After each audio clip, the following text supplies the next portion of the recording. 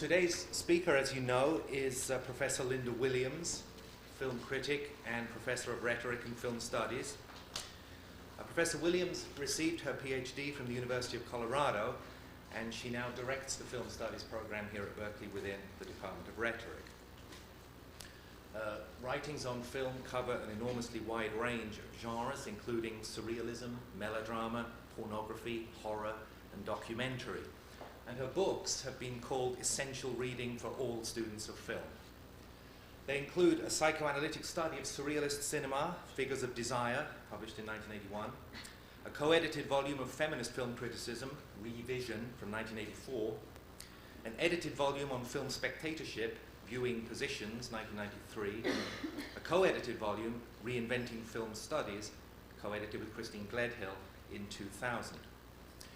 In 1989, she published a controversial and now indeed legendary study of pornographic film entitled Hardcore, Power, Pleasure, and the Frenzy of the Visible, which achieved a second edition in 1999. Her latest book is Playing the Race Card, Melodramas of Black and White from Uncle Tom to O.J. Simpson, published by Princeton in 2001. Publishers Weekly said of this, and I quote, "It seems like a long leap from Lillian Gish to Leonardo DiCaprio and from Uncle Tom to Rodney King. But in this dazzling benchmark work, noted cultural historian and critic Linda Williams makes it with panache and enormous insight." And those of us who are lucky enough to have her as a colleague, which I do wearing my departmental hat in Italian studies, are able to testify that she does everything with panache and enormous insight. Linda will be interviewed today by Gail Offen-Brown from College Writing. Gail is herself a writer and a teacher of writing, and she's a lecturer in the college writing programs and a teacher consultant for the Bay Area Writing Project. And since you came to hear them and not me, I will simply say it's a great pleasure for me to present to you Linda Williams.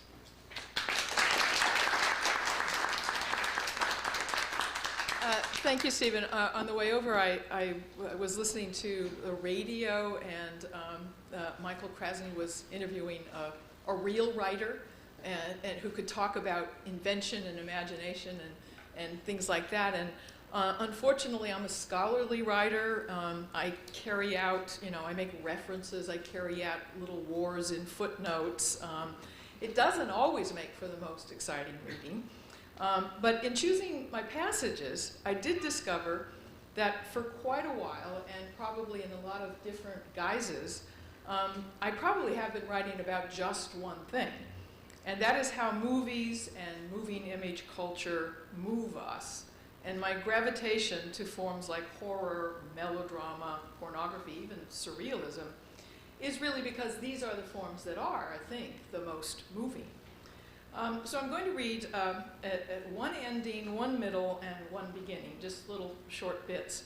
I'm going to read some concluding passages from Playing the Race Card, this book about racial melodrama, which I call Melodramas of Black and White from Uncle Tom to O.J. Simpson.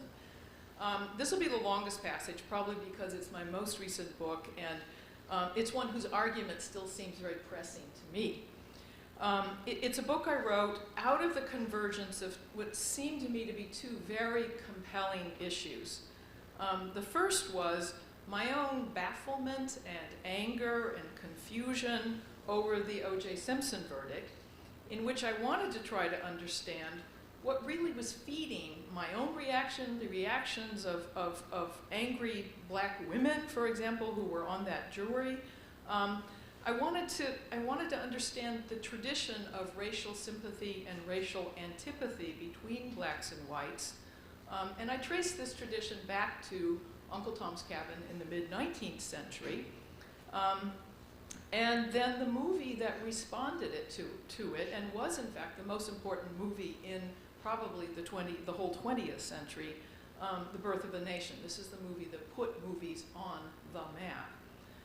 And I see these two traditions, carried out through American culture all the way up through the O.J. Simpson trial. The second reason I wrote this book was a conviction that melodrama, a term which we always use to deride emotionally overwrought plays, films, TV, dramas, is much more important and more central to the mainstream of American popular culture than we imagine. So these two things came together in this book. It was a book about a giant tradition of racial melodrama extending from the most popular novel and play through all of those works that have sort of galvanized us, Gone with the Wind, for example, Roots, and then finally these trials that we couldn't stay away from, that we just sort of compulsively watched at the end of the 20th century. So here I am in this passage. I have to set this up because it is the end of a book that I want to read from. I'm trying to tie both of these points together.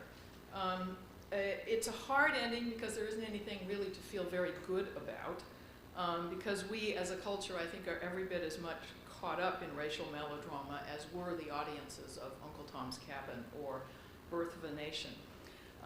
One thing you probably need to understand this reading is that when I refer to Tom, I'm referring to all those racial melodramas that generate sympathy for African American victims. When I refer to Anti-Tom, I'm referring to all those racial melodramas that react to Tom's sympathy by posing the African American man as a threat, usually to white women. And I've been trying to sort of understand the dialectic between these two. So, in Chapter 1, we learned that Harriet Beecher Stowe was once thoroughly taken aback by the notion that she had been transfixed by a work of art tarred with the adjective melodramatic. Contemporary Americans are similarly confounded by the notion that melodramas might be the aesthetic form to which they most deeply respond. Like Stowe, we prefer to duck the term, or at least to claim that it has no current relevance. We have no trouble agreeing today that Uncle Tom's Cabin and The Birth of a Nation are outmoded examples of racial sympathy and antipathy toward African Americans, or that of the Jazz ages, posing as black and passing as white are regressive, or that Gone with the Wind whitewashes Southern history.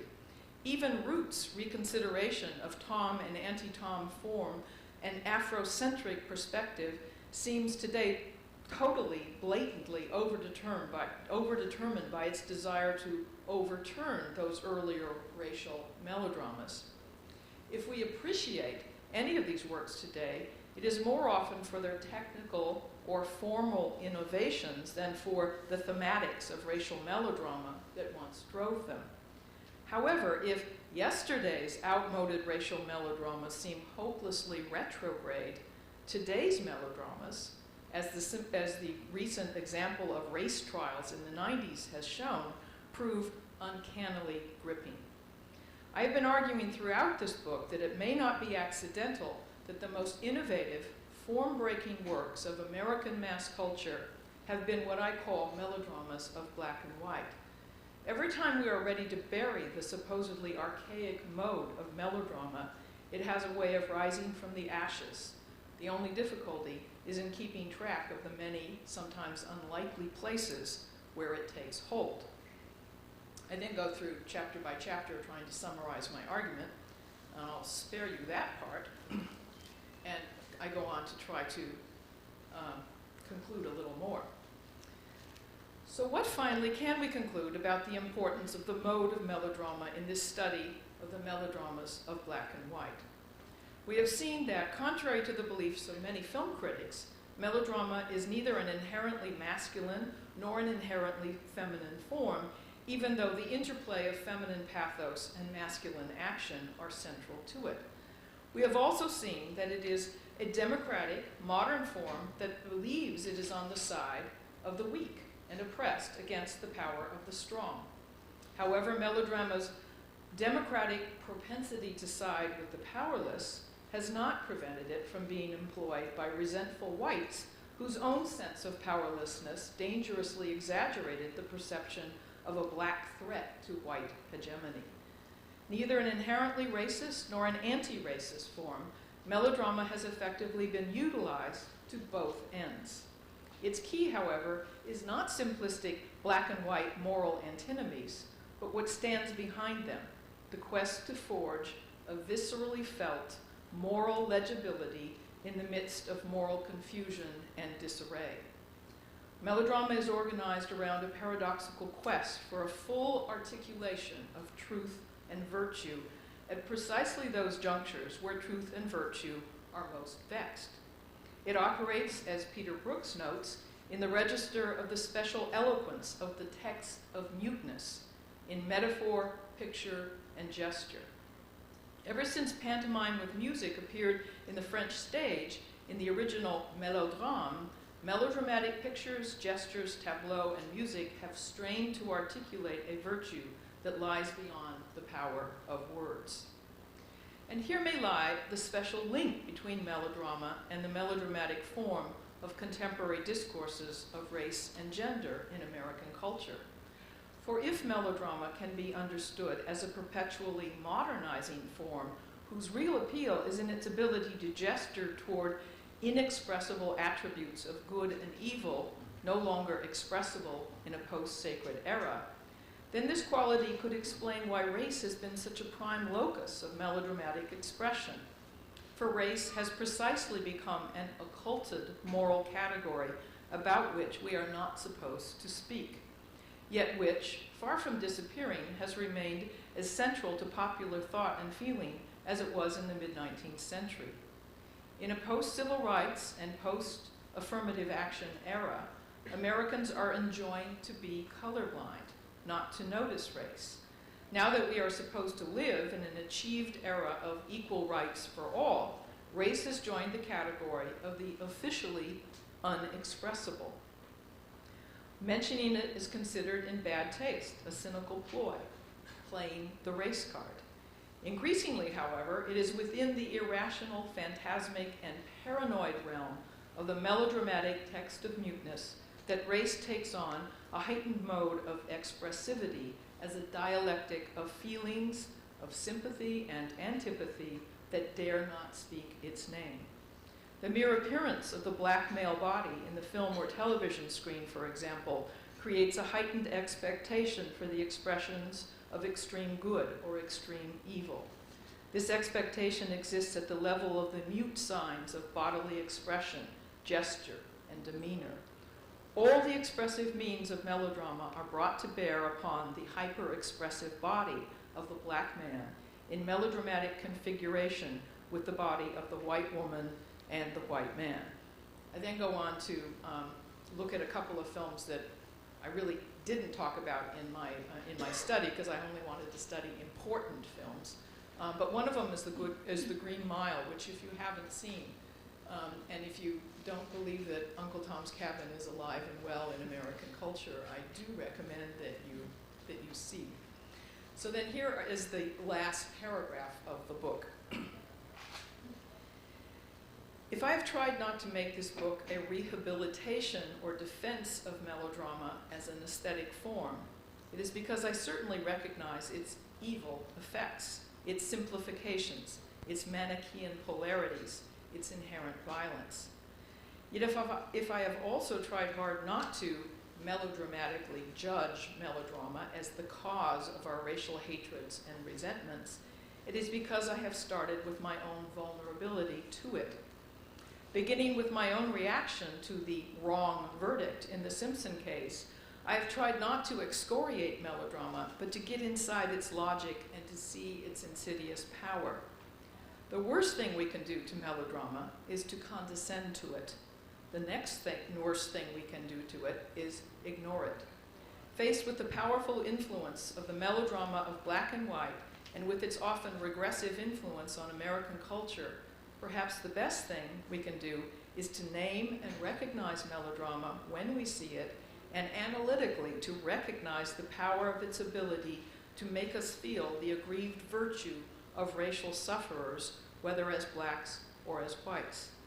The melodrama of black and white is so deeply embedded in the structure of American popular culture that to break with it is to break with the popular itself.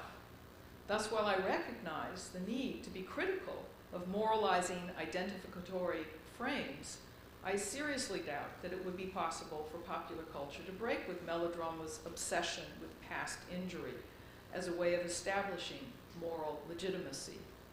Until we grasp the full extent of the melodramatic imagination of race and all of our susceptibilities to it, we will continue to be, like Harriet Beecher Stowe, in a profound state of denial as to what we are about. So at least you get the sense of an ending there, if not the whole argument. Second thing I want to read from is my book on pornography called Hardcore. It's a feminist study of moving image pornography, but not one that was particularly interested in condemning pornography. Rather, I was really interested in its popularity and the way it works and its history. And all I want to read from is just a tiny little bit, and I promise it's not the real dirty parts of it. But I want to read something that in a way, it solved a problem that I had in writing this book when I wrote this little section. The problem was how to talk about sex. How do you actually talk about the sex acts that are represented in pornography? What is there to say about it? And famously, people have assumed that there's nothing to say about it, except that it's good or it's bad or whatever. And my way into it was by realizing that just as it is possible to look at the role of musical numbers in musicals, we can, by analogy, look at the form and function of the sex numbers in feature-length pornography as it emerged in the early 70s. So I have a long passage, I mean it goes on for a few pages, in which I talk about the musical numbers in a musical that I dearly love and that I've always wanted to write about, and which people don't write about very much, the Easter Parade with Judy Garland and Fred Astaire. And what I find is that you can see how the narrative works with the number and how the number actually does something in relation to the narrative. And having done that with the musical, I then make this little transition to pornography. These examples of the function of musical numbers in a movie musical can help us to understand the similar function of sexual numbers in the pornographic feature. To begin with, there's the obvious sense of the musical number, especially the romantic song-dance duet, as a sublimated expression of heterosexual desire and satisfaction. Beyond that, there's the fact that the hardcore feature, unlike the silent stag film, is quite literally a musical. Original music and even songs with lyrics, as for example the execrable Deep Throat theme song, frequently accompany numbers, especially the big production numbers. Finally, there is the obvious sense in which the sexual acts listed above constitute a virtual typology of numbers in the pornographic feature. And I had quoted this guide called The Filmmaker's Guide to Pornography that says this is what you have to do if you make. You have to include these kinds of sex acts in your film. And so I'm citing these. Masturbation, for example, can be seen as a solo song or dance of self-love and enjoyment, much like the Singin' in the Rain number in the musical of that name. Straight sex is like a classic heterosexual duet, as in You Were Meant for Me, also from Singin' in the Rain, with oral sex as a variation of this same theme. Lesbian sex, in quotation marks, is like the narcissistic I Feel Pretty number from West Side Story. Ménage à Trois is a trio. Good Morning, for example, from Singin' in the Rain, or the beginning of the Hungry Eyes number from Dirty Dancing. Sadie Max, which is the sadomasochistic number, is a particularly violent and fetishistic dramatization of dominance and submission, a la the Sid Charisse Gene Kelly number in the Broadway melody section of Singin' in the Rain. And orgies are like choral love songs celebrating the sexual union of an entire community. The Broadway rhythm and singing, or the everybody out on the dance floor number of communal integration that ends Dirty Dancing, the time of my life. I then go on, but you get the idea. I managed to find a way to talk about the numbers in pornography. The final thing I want to read is now a beginning of an article I wrote in 1991. It's called Film Bodies, Gender, Genre, and Excess. And I think you probably like this passage because it reminds me of a time when I used to go to the movies with my son. And it's fun, in scholarly writing, you don't get very autobiographical, but here I sort of sneak in a little something. When my 7-year-old son and I go to the movies, we often select from among categories of films that promise to be sensational, to give our bodies an actual physical jolt. He calls these movies gross. My son and I agree that the fun of gross movies is in their display of sensations that are on the edge of respectable. Where we disagree, and where we as a culture often disagree, along lines of gender, age, or sexual orientation, is in which movies are over the edge, too gross. To my son, the good gross movies are those with scary monsters, like Freddy Krueger of the Nightmare on Elm Street series, who rip apart teenagers, especially teenage girls. These movies both fascinate and scare him. He's actually more interested in talking about them than seeing them. A second category, one that I like and my son doesn't, are sad movies that make you cry. These are gross in their focus on unseemly emotions that may remind him too acutely of his own powerlessness as a child.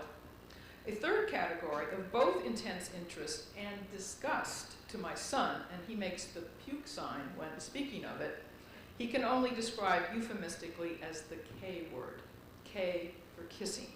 To a 7-year-old boy, it is kissing precisely, which is obscene. There's no accounting for taste, especially in the realm of the gross. As a culture, we most often invoke the term to designate excesses we wish to exclude. To say, for example, which of the Robert Mapplethorpe photos we draw the line at, but not to say what form and structure and function operate within the representations deemed excessive. Because so much attention goes to determining where to draw the line, discussions of the gross are often a highly confused hodgepodge of different categories of excess. For example, pornography is today more often deemed excessive for its violence than for its sex, while horror films are excessive in their displacement of sex onto violence. In contrast, melodramas are deemed excessive for their gender and sex-linked pathos, for their naked displays of emotion. And Douglas once referred to the genre of romance fiction as softcore emotional porn for women. Alone or in combination, heavy doses of sex, violence, and emotion are dismissed by one faction or another as having no logic or reason for existence beyond their power to excite. Gratuitous sex, gratuitous violence, terror, gratuitous emotion are frequent epithets hurled at the phenomenon of the sensational in pornography, horror, and melodrama. This essay explores the notion that there may be some value in thinking about the form, function, and system of seemingly gratuitous excesses in these three genres. For if, as it seems, sex, violence, and emotion are fundamental elements of the sensational effects of these three types of films, the designation gratuitous is itself gratuitous. My hope, therefore, is that by thinking comparatively about all three gross and sensational body genres, we might be able to get beyond the mere fact of sensation to explore its system and structure as well as its effects on the bodies of spectators. So that's the beginning.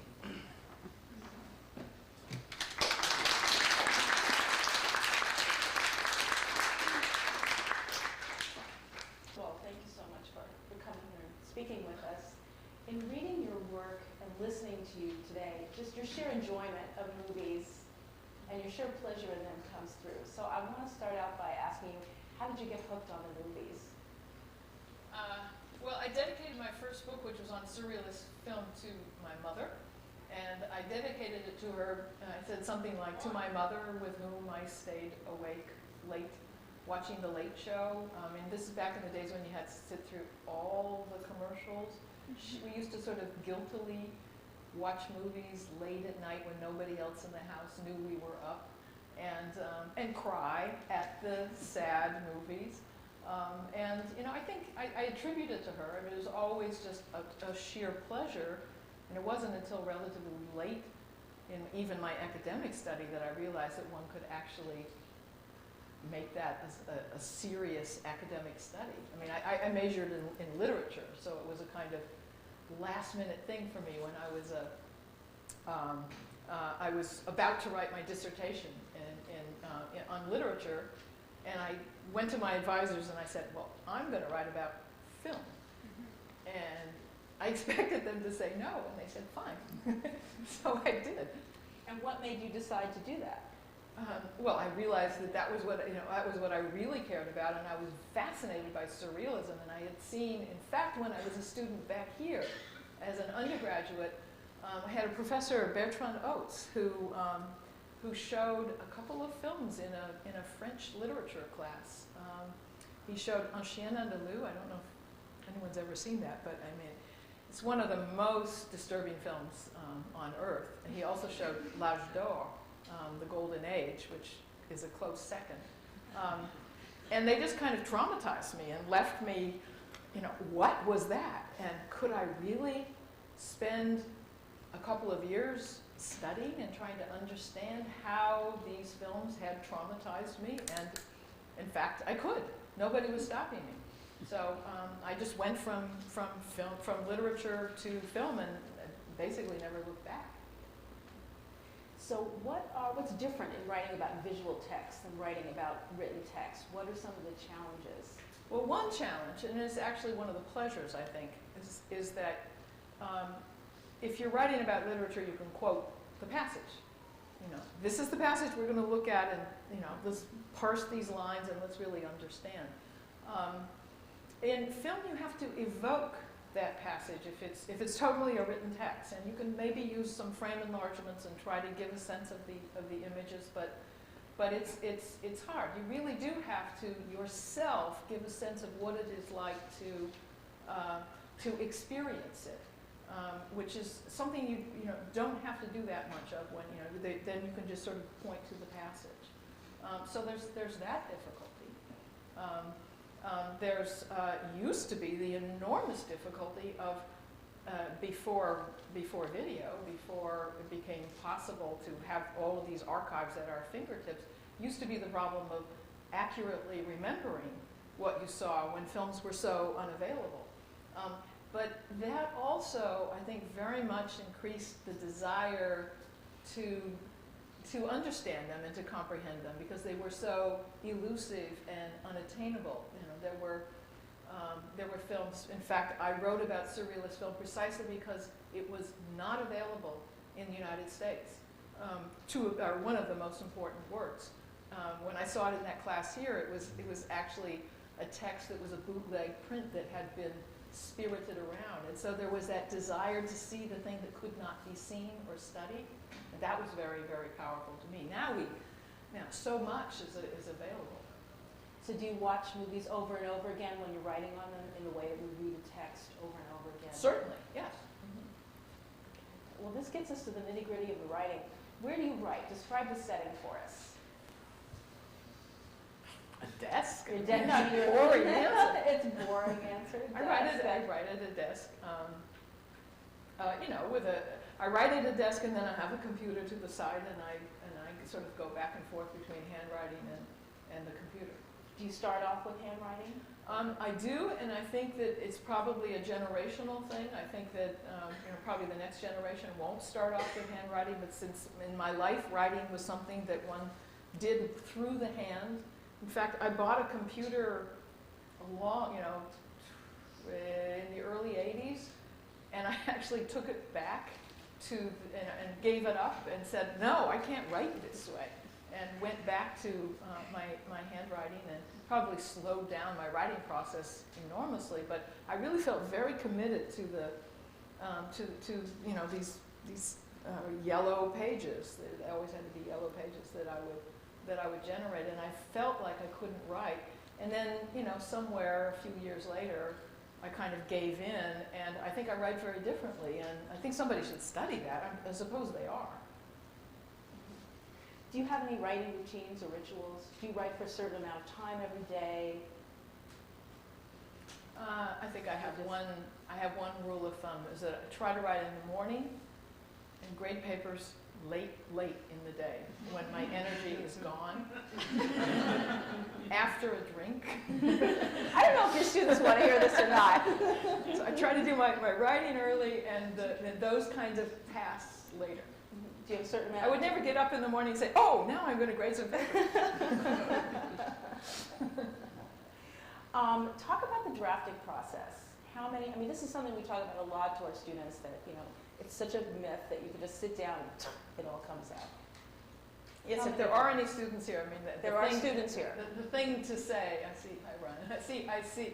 The thing to say is draft, unless you're some remarkable being. In fact, when I was invited to be here, I was in the midst of writing something over the summer, and I actually kept all 9 drafts of the thing that, you know, and I rarely do that. Usually I just throw them away. But in this case, I thought, well, maybe I'll learn something if I keep all of my drafts. And I can see, you know, that I had this laborious first paragraph that just wasn't getting at it. And at some time, it was around about draft 4, I realized that what I said in the second paragraph was actually the essence and the grabber that I would move up to the front. I could, you know, and I learned that much, but, you know, I think that's kind of obvious. You know, it took, you know, 9 drafts is not at all an unusual number of drafts for me to write, and this was just a little article. How long did it end up being? The article is probably only about 20 pages long. 20 pages. Okay. My students, are you listening? How about editing, proofreading? Do you mind it? Do you enjoy it? Do you mind it? Oh no, I hate it. But in fact, I had a conversation with a group of friends in anticipation of coming here, and I said, well, you know, what in the world can I say about my writing process? And one friend said, well, you have to talk about the box that you put the files in, and how you have to kind of seal them up and make sure that nothing gets lost and have everything, you know, for that topic in that file. And I don't have anything like that. I have sloppy files that, you know, where I lose things all the time. But the editing process, and this is where I was differing, I discovered that I differed from my friends a lot. I said what motivates my writing is complete self-loathing. That is, I read what I have written, and I absolutely hate it. And because I hate it, I'm motivated. That hatred is good, you know. I think I'm a total Puritan. That I say, this is awful. Can I possibly make it a little bit better? And it's in that cold light of the morning, you know, you write, and then the next day you have to look at what you wrote, and it's not getting it. It's awful. And you have to face up to that, and I generate a lot of self-hatred, and out of that self-hatred, I try the next draft, and maybe it gets a little bit better, and then maybe there's some moment in that next draft or the next draft or the next draft where I might secretly admit to myself, but I, for the most part, wouldn't tell anyone this, that it's getting better and that I'm actually had a moment of pleasure in that process. And how do you decide you're done? When the self-loathing is diminished? When I get completely bored. And it can't, you know, boredom. And it's no longer intriguing. And so whether it is really done or I've conquered it or whatever, finally boredom will wear me down, and then, you know, I want the next project. I noticed that in all your books there are acknowledgments of colleagues and often students who've read your drafts and given you comments, people with whom you've discussed your ideas. How do these other readers shape the writing of a piece? I used to have a friend, a colleague, and also conveniently a neighbor, all in one person. And it was so wonderful. I really respected her opinion. And I would give a draft to her, and she would give drafts to me, and you know, it was fabulous. And that's the person I think in all, you know, my first, maybe the first 10 years of my writing. But then I moved away, and was no longer colleagues, and so I feel that my writing has gone downhill since I haven't had that one person. But I always give my writing to my husband, and he is brutal and always from the point of view of, you know, don't write for these 6 scholars who you want to impress, but, you know, let me in on, let me understand. And I do think that in some way, I have internalized this mother that I stayed up watching movies with. You know, in some way, even though I might write very kind of technical things, I do sort of want her, I mean, she's dead now, but I still want her to be able to understand. And so I have been accused by scholars, friends, scholars, of, and it sounds like an accusation to me, and you have to understand the world of scholarship to understand this. I've been accused of being clear.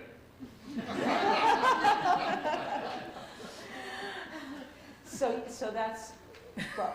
Yes, it can sound like an insult. It really can sound like an insult. Yeah. But for, you know, that's why you're here. It's a great compliment. That's what I love about your writing. You know, whether you're writing about feminist psychoanalytic theory or the Easter parade, it's readable.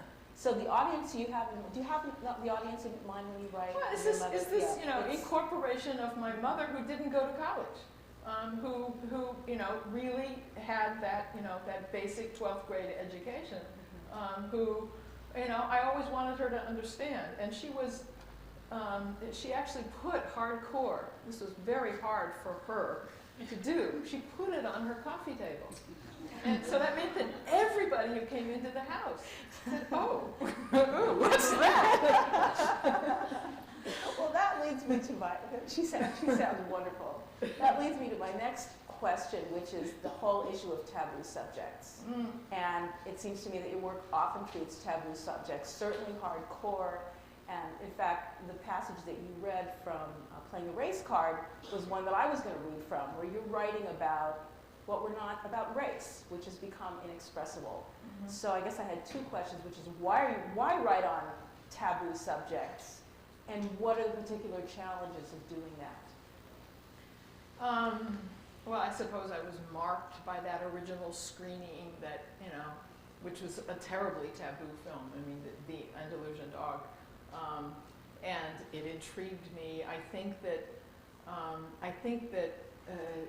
those are the hard, interesting subjects for me. Those are the ones that I know can sustain my interest.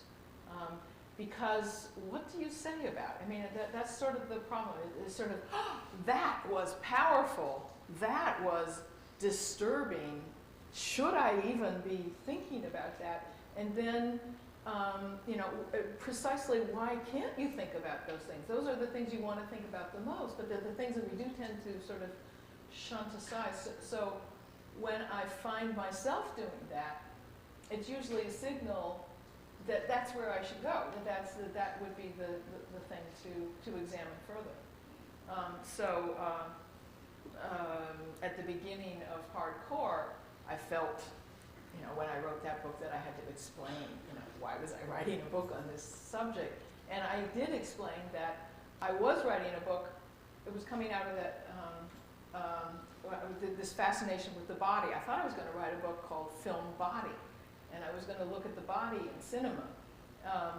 And then I started thinking of the chapters, and I thought, well, you know, pornography is a chapter that probably should be in there because, you know, it's the most embodied. It's the most about the pleasures of the body. So I thought, you know, I should write about that. But I also thought I knew what there was to say about pornography, which was sort of the proper feminist. It is an objectification of female bodies, and it's all the same. You've seen one, you've seen them all. And then I said, well, okay, I'll write about this. And then when I looked at it, I realized that in fact there was an enormous amount to say once you start looking at it textually and seeing what it's doing.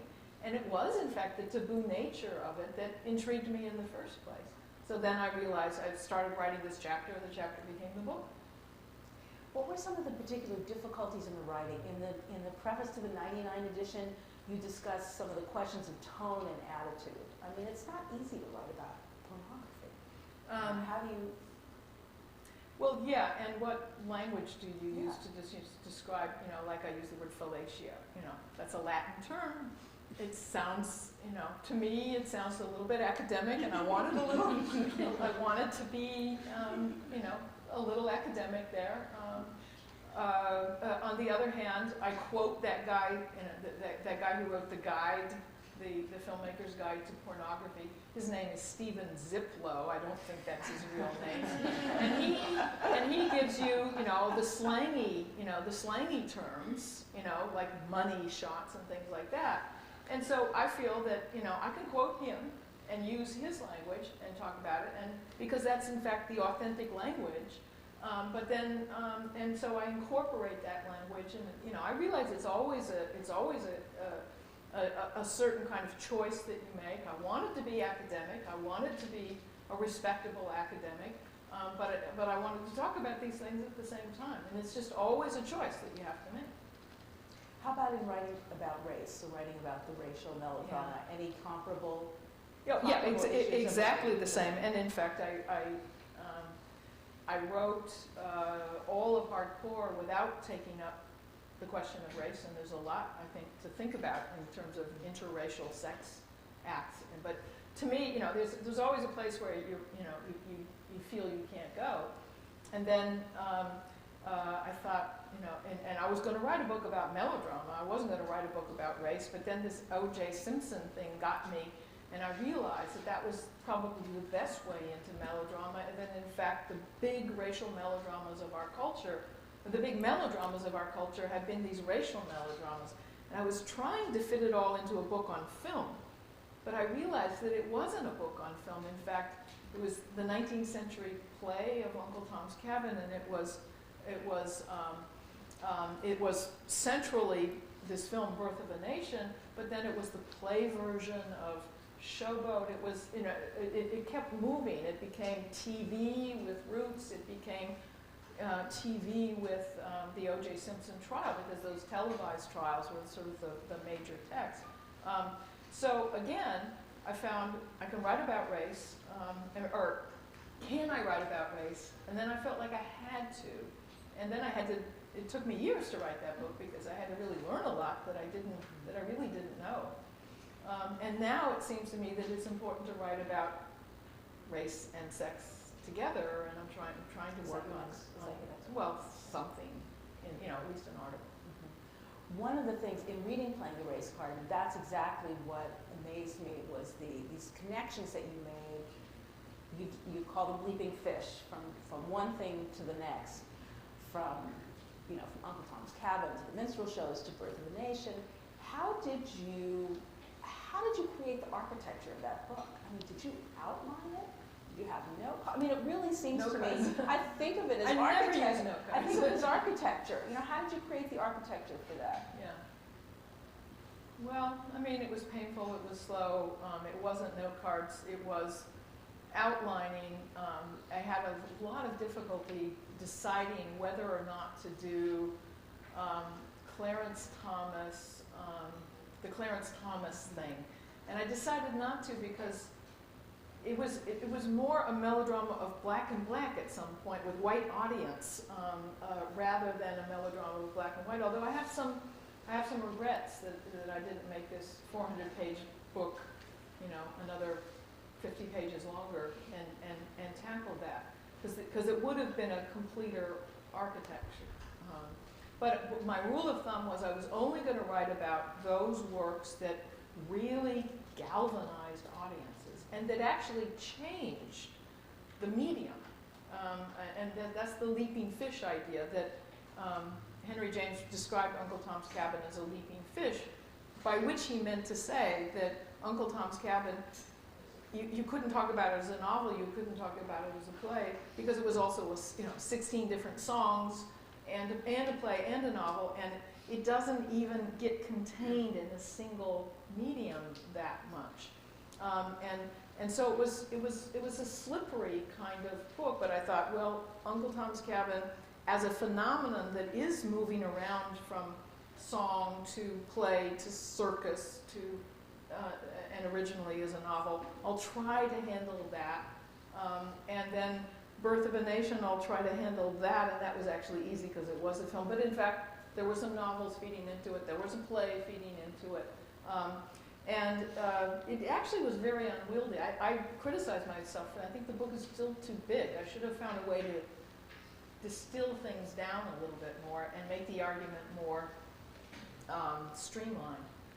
Because it's real messy to tackle these great big issues and these great big movements and media moments of media innovation. Like Roots is the moment when television becomes respectable, just as Birth of a Nation is the moment when film becomes respectable. So I had to write about that novel, Roots, and then the way it worked in these TV miniseries. And each time there was a new media arrival and innovation in media. One thing that I noticed, and I think it has to do with this as I'm reading it, is that you include a lot of what, near the ends of chapters and sections, in the beginning of the next section, you'll have a lot of what those of us who teach writing call signposting. You'll sort of you'll explicitly signal, here's where my argument is going and why. And one example was the chapter that ended the Tom tradition, where you're moving to Birth of a Nation. The last sentence of that, you said, so while the Tom tradition is by no means over in 1914 with this film, it will not be possible to understand its further development without exploring the Negro-phobic anti-Tom tradition that counters it in the rise of the medium of film. And then we have Birth of a Nation.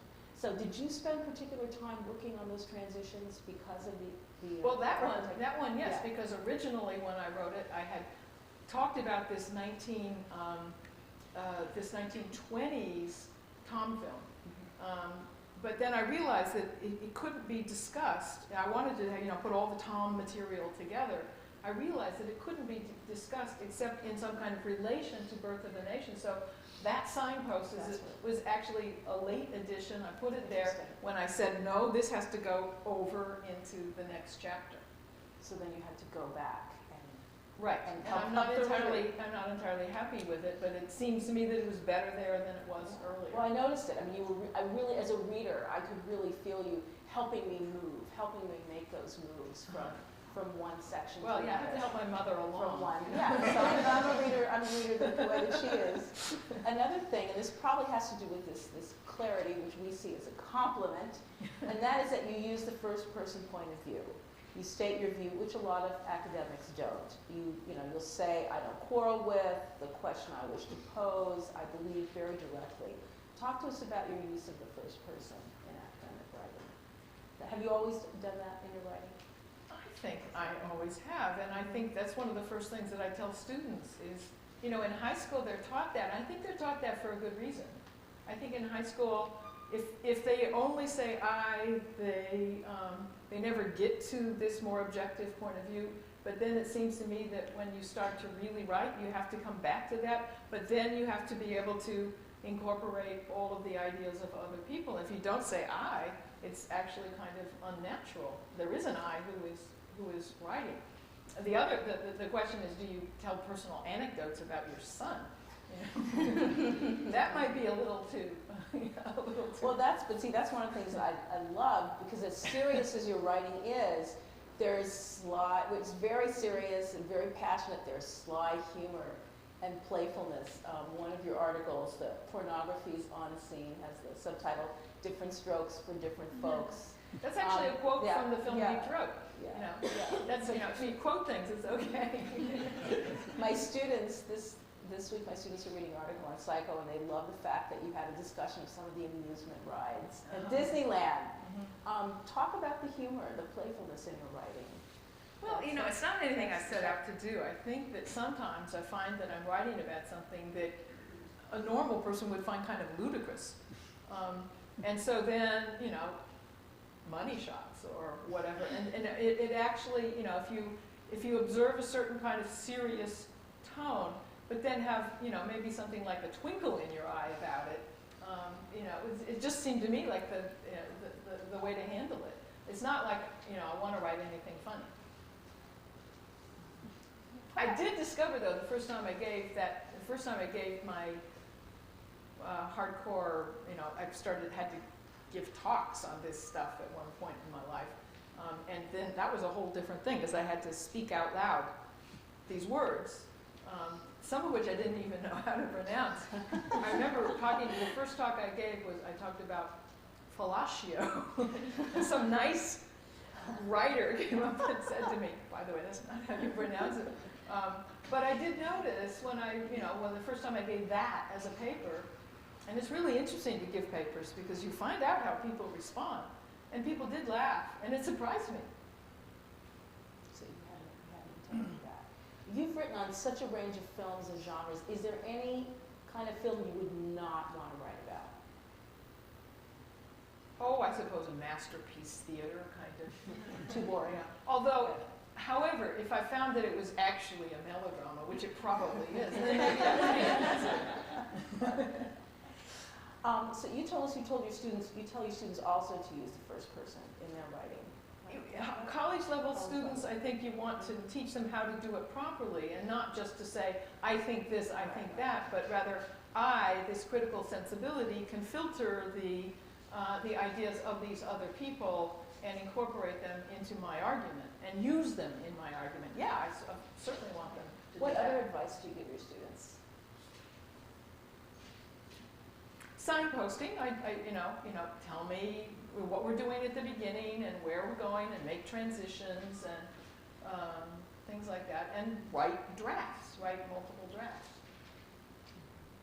How about reading? What writers do you think have influenced your writing? Scholarly writers. Yes. Well, I'm a real fan, and I have a certain affinity with the work of Carol Clover, who also writes about some of these things. In fact, she was the reader for hardcore, and I was the reader for her book Men, Women, and Chainsaws. And I was very excited about her project and learned a lot from the way that she went about thinking about slasher films and those kind of sensational horror films. Michael Rogan, who recently died, but who taught here for many years, and they both influenced me, by the way, from afar, because it was before I came to Berkeley that I became familiar with both of their work. Any non-scholarly writers that have influenced your writing style? No, and I'm not even sure if they influenced my writing style. Your ideas. The ideas, certainly. No, I actually couldn't think of who influences my writing style. I mean, it seems to me it's just academic, but trying not to be too boring. Outside of academic writing, what do you like to read? What do you read? Well, I love to read novels. That's why I was envying that novelist who was talking about her process. I read things like, I love Jane Austen. I love Marcel Proust. I love, the great long novels. Guilty reading pleasures? Airplane reading? No, I was grading papers on airplanes. Okay. With the wine?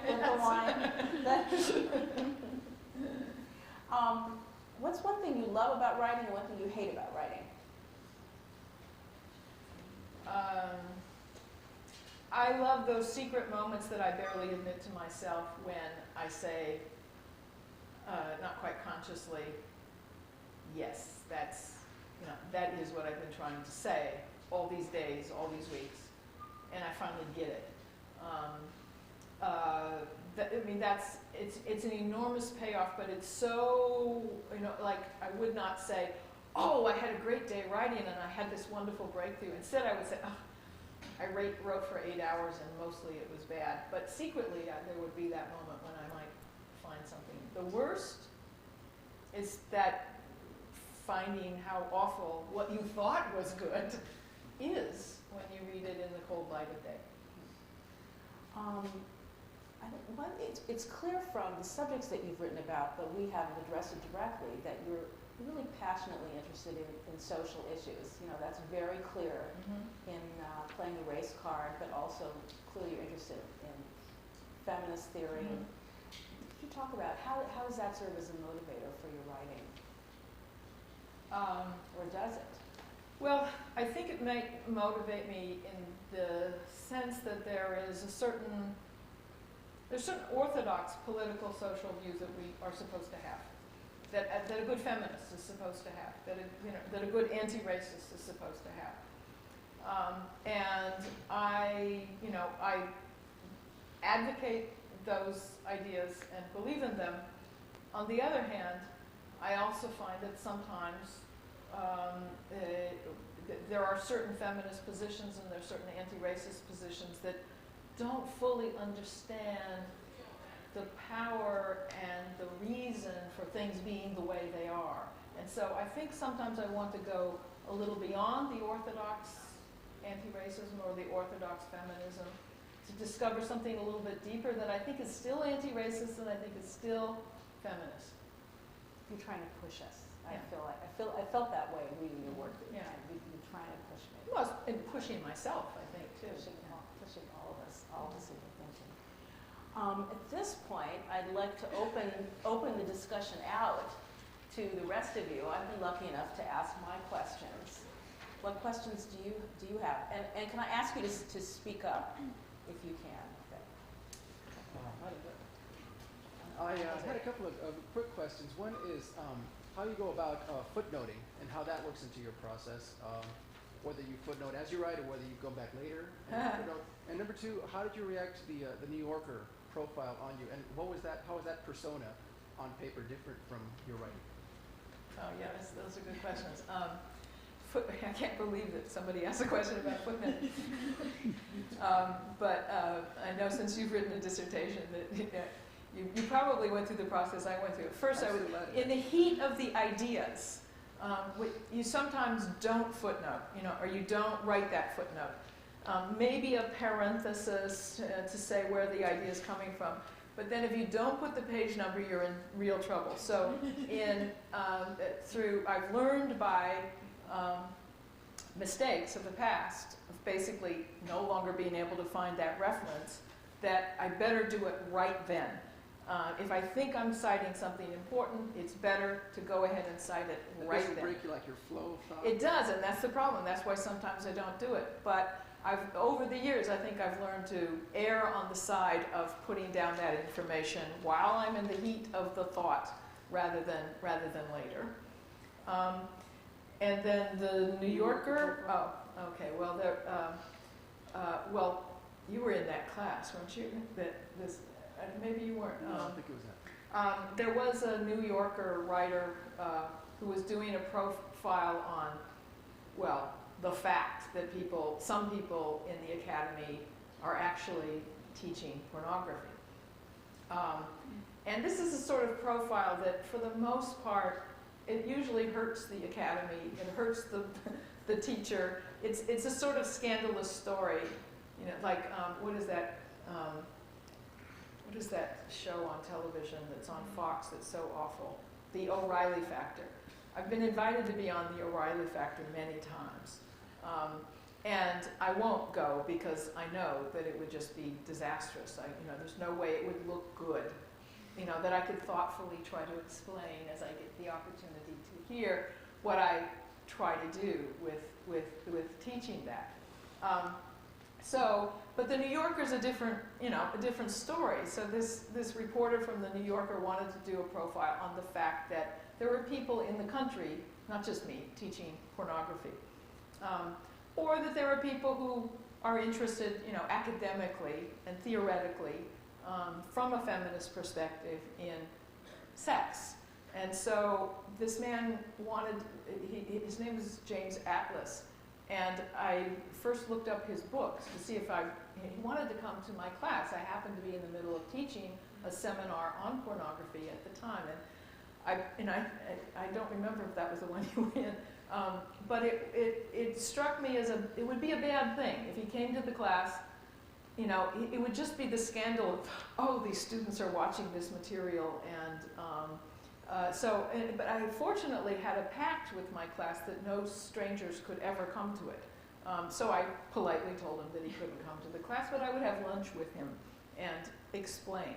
And I think that was good, because I really think that he did set out to write this sort of attack kind of article. But it turned into actually this kind of favorable piece, but ultimately not very good journalism, I don't think, in which he did described, they always describe what you look like and what you wear and what you eat and things like that. He said I was eating avocado and I wasn't. But that's a minor detail. But when I was very anxious about this piece, and when it came out, it actually was like, well, here's this interesting person teaching this course, but he still was kind of scandalized by it. But he didn't have a way to mine the scandal, and so I felt lucky, although I didn't quite recognize myself in it.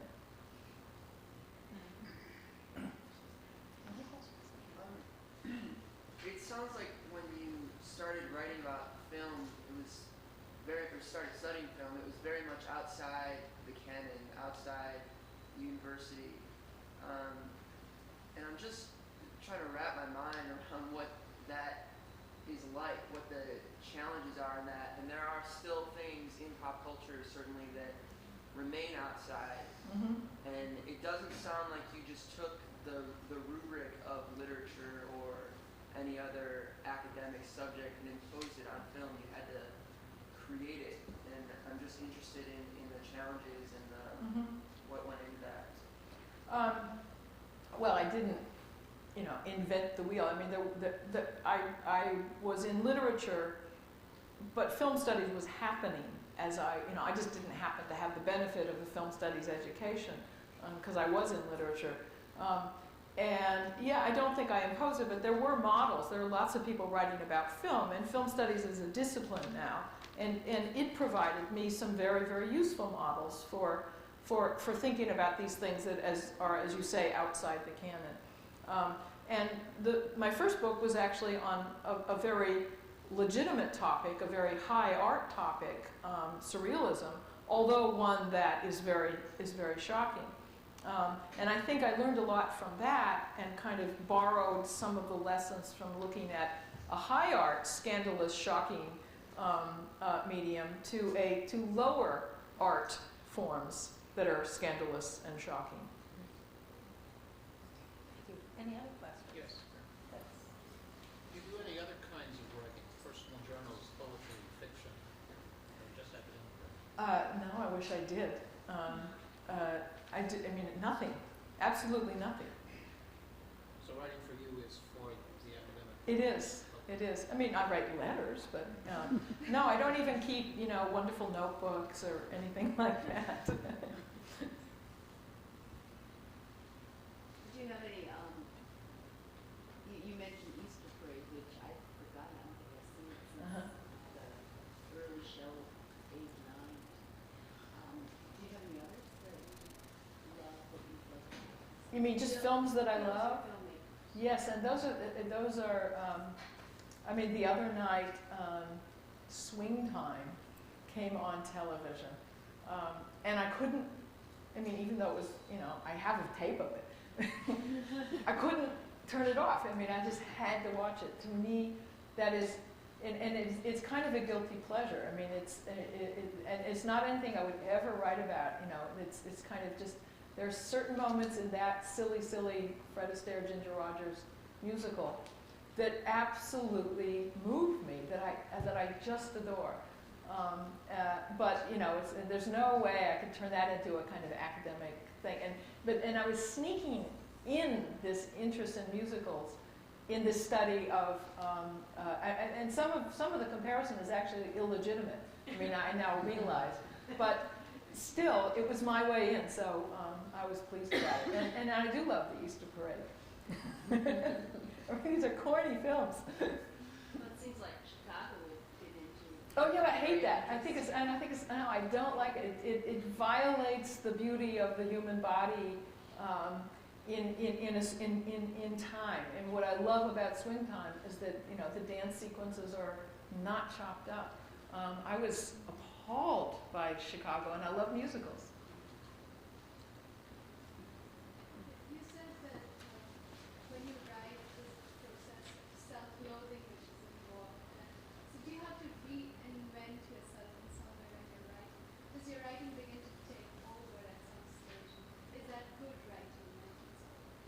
that's interesting. No, I think that I've kind of learned over time that the self-loathing is useful to me. And so I will get to a point where I say, oh, I have this dreadful, dreadful work, dreadful, and then I get on, and I'm going to give a paper, and that's the first time you sort of let it out. And I'm on the airplane, and I'm madly trying to rewrite it, and in fact, I do make some improvements at that point. But I don't think there's ever a moment when I feel like it's smooth sailing and the writing is taking over. It's just writing something bad and then trying to make it a little bit better. And just another very quick question.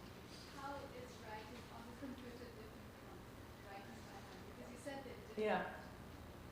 I think it's a little less well thought out, a little more spontaneous sometimes. And there's that fluidity, where you can write something and you realize, well, that really should go there. And you can move things around so much more. And move all the bad junk to the end, but then mine it and see if there's something there that might be good that you could move back up. And whereas I would have tight outlines and I would write with much less revision. When I finally put it on the page when I was handwriting, it had been thought through a little bit more. Now the thinking through is in the process of the writing. And I don't know if it's good or bad. I think I actually can spend a little bit more time wandering around in a topic with the computer, but then I might have some a little more spontaneity at the same time. There's somebody back there. You did talk about how long it takes you to write a book like Make the Race Card and the bunch of choices you made in not going into some areas. But I was wondering, when you go back to that book, do you wish you had included some other things? For example, black movie makers. I didn't say the treatment of Spike Lee or John Singleton, who are also talking about race in different ways, not necessarily the Tom anti-Tom antinomy that you had set up. So in terms of the self-invention thing, do you wish that you had written things differently when you read your own work? Always. But how long? Let's see. Probably about 8 years to write the book. But when you say 8 years, teaching and doing lots of other things and writing other articles. So it's maybe not so. And it seemed like a very long time. Do I wish? Yes, I do. I mentioned that I wish I had done Clarence Thomas and Ada Hill, but I wouldn't have done John Singleton, that definitely was not the project. And I know I actually have had some reviews in which people have said, well, why don't you do this Spike Lee movie, or why don't you do that John Singleton film? But I made the rule that what I was going to look at was not lots and lots of films that had elements of melodrama, but only those works that really galvanized audiences, and that changed the medium, and that you could really say had a powerful impact on the culture as a whole. And so there are all sorts of really interesting films, like Pinky or Imitation of Life, and that in fact film scholars write about all the time, that are really interesting from a racial point of view, and even from a racial melodrama point of view. But I decided that the one thing I was going to do in this book was not to write about all of those things, but to write about the big ones. But then at the end, when I was concluding, and the part that I sort of read around but didn't read,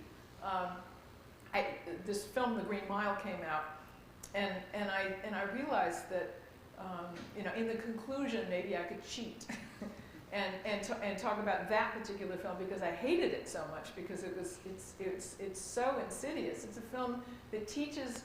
It is all about a white man, played by Tom Hanks, no less, who executes a black man who is innocent. And because he does it with love, everybody feels good at the end of the movie. It's just a frightening film. And for the most part, intellectuals and academics, it's not even on their radar screen. It's just sort of, it's this lowbrow kind of thing. But it's very, very popular, and film with Tom Hanks is, and scary. So I recommend it to everyone to see. I think we have a question with that. As an author that has publication variations nationwide, do you ever receive any feedback that's not in the academic, and how do you react to it? Okay, the first thing, did you say what feedback do I hear about the book that isn't academic, that isn't like a review or something? You know, Amazon is wonderful. Amazon, you know, people post, ordinary people post little responses. So sometimes you get something that way. But you know, I don't, not like fan mail. No.